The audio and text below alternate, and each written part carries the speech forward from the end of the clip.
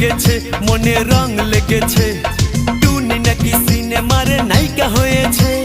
রং লেগেছে টুনির রং লেগেছে টুনি নাকি সিনেমার নায়িকা হয়েছে সেই ছবিতে নায়ক নাকি থাকবে সাকিব খান ছবিটার নাম নাকি তুমি আমার জান টুনির জ্বালায় এবার আমার যাবে রে প্রাণ রং লেগেছে মনে রং লেগেছে টুনি নাকি সিনেমার নায়িকা হয়েছে